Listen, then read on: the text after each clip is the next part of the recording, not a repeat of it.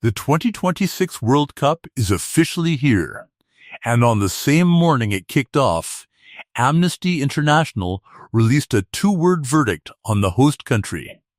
Human rights emergency, not room for improvement, not mixed results, a human rights emergency. On opening day. Here's what makes that absolutely devastating. This was supposed to be the first World Cup in history built on human rights commitments from the ground up. FIFA required them. Cities signed them. They're on record. So how did we get here? Let's break it down. Over the next 10 minutes, I'm going to walk you through every single problem this tournament is carrying right now. Not from 6 months ago. Not from the bidding phase, from today. A hotel industry calling this a non-event. An entire nation's fans locked out of their own team's matches. A referee turned away at the border. And an injury list that reads like a war report. The football starts today. The chaos started weeks ago. Let's get into it. When cities applied to host this tournament, they didn't just hand in stadium blueprints. They handed in human rights commitments, specific, documented, signed pledges made directly to FIFA. Atlanta promised to raise hourly worker wages to $17.50 for the entire duration of the tournament. Dallas committed to actively targeting human trafficking near venues. Vancouver laid out a zero-tolerance policy on discrimination. These weren't PR talking points. They were conditions of the hosting deal. And the Council on Foreign Relations, publishing their assessment this morning, on the literal day the tournament begins, looked at all of that and pointed straight to Amnesty International's conclusion. Human rights emergency. That gap between what was promised and what was delivered is the fault line running underneath everything we're about to cover. Now let's talk money. Because the commercial picture of this tournament is genuinely shocking. The American Hotel and Lodging Association ran their most recent survey across host city markets, and one word kept appearing in the responses. Non-event, not below expectations, not slower than projected, non-event. 80% of hotels across U.S. host markets are tracking below their initial booking forecasts. In Kansas City, demand is trailing a completely normal June or July, with no World Cup anywhere near it. In Atlanta, the city that got the best press for its bookings, the Georgia Hotel and Lodging Association president said activity was expected to accelerate significantly in the coming days. Expected to. Not had. Expected to. We are 1 week into a tournament FIFA compared to 1,000 years of sport, and the hospitality sector is still waiting for it to show up. Newsweek put it in one sentence 3 weeks ago, and it remains the most accurate description available. Supply outstripping demand. Tickets, hotels, the entire services ecosystem built around this event. Now here's something that broke this week that I don't think has gotten nearly enough attention.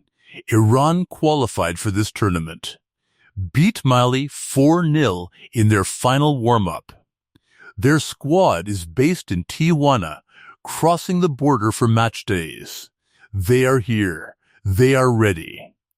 And yet, according to Newsweek's Tournament Eve analysis, Iran's group matches against New Zealand, Belgium, and Egypt have the highest volume of unsold tickets in the entire competition. Over 3,000 seats sitting empty for each of those games. Why? The Iranian Football Federation has a direct answer. They're accusing organizers of revoking their ticket allocation in the days before the tournament opened. That is an official claim from a qualified nation's football federation saying their own seats were taken away. FIFA has not responded publicly. The seats are empty. The tournament has started. And the organization running it has provided zero explanation for why Iran's fans, including the diaspora already living in the United States, cannot fill those seats. Let's go to the injury tracker, because ESPN published their full update this week, and it is brutal reading. Spain lost Ferm Elpez to a fractured metatarsal on May 17th. The Netherlands lost Matthijs de Ligt to back surgery, hasn't played since November, and then lost Jurrien Timber to a groin injury just days before the opening ceremony. Brazil are without Estevão, whose hamstring injury at Manchester United in April proved far worse than first diagnosed, and without Rodrigo. Neymar arrived with a grade 2 calf strain that gives him a narrow window to even be fit for the opening match against Morocco on June 13th. That list is not random bad luck. The 5 major European leagues filed a complaint with the European Commission, arguing specifically that the expanded Club World Cup and the saturated international calendar have placed player welfare at systematic risk. The complaint uses the word abusive, and the injury tracker going into this tournament is the most comprehensive evidence available that the complaint is correct. Players arrived here carrying damage built up across a calendar that FIFA expanded for commercial reasons. The players who tore ligaments at the Club World Cup last summer, who were asked to be there by the same organization, now asking them to run in 39-degree heat, are missing. The players who did make it, many of them are being managed one training session at a time. Think about that. The best footballers on earth, at the peak of their careers, at the pinnacle event of the sport they've dedicated their lives to, and a significant number of them arrived damaged, absent, or uncertain about their own fitness, because the organization running this tournament also ran the competition that broke them. And here is what makes 2026 genuinely different from any World Cup that came before it. In 2018, Russia carried governance and geopolitical concerns. In 2022, Qatar carried human rights concerns. Both of those tournaments had their controversies concentrated in specific areas. People could argue about them.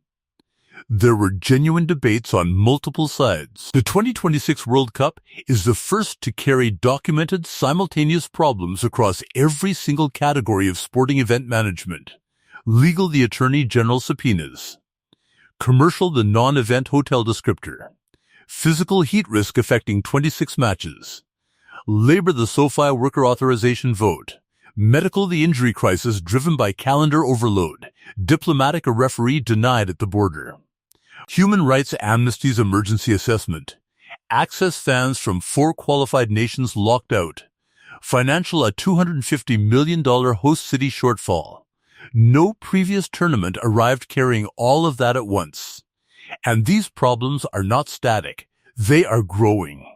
The Iran ticket accusation is new. The injury updates are new.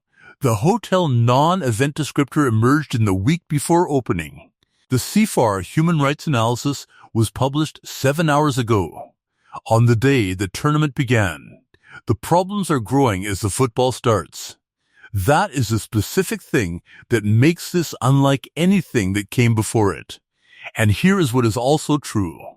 Mexico and South Africa kick off today in a stadium that hosted a World Cup final in 1970 and again in 1986, and witnessed the greatest footballers of 2 different eras lift the same trophy in the same bowl. 83,000 people will be inside it when the whistle blows. The noise will be extraordinary. The opening ceremony had Shakira. The match ball is the Triana, the first rechargeable match ball in World Cup history, and it has been charged. The football over the next 39 days will be some of the finest this sport produces. Messi at 38 in his last World Cup is ready. Mbappé, 1 goal from France's all-time scoring record, is ready. Lamine Yamal, 18 years old, is ready. The matches will produce goals and moments and stories nobody predicted and everybody will remember. And that football will shift the conversation without eliminating it. The Attorney General investigation continues regardless. The heat risk doesn't stop because Argentina score. The Iran ticket question doesn't disappear when New Zealand take the field. But the football will change what people are talking about. It will give the world something to watch that is bigger than the mess surrounding it. Whether that shift is earned or merely postponed is the question this tournament will answer by July 19th. So tell me down below now that the matches have started. Are you watching the football and setting everything else aside? Or does the weight of all of this stay with you as you watch?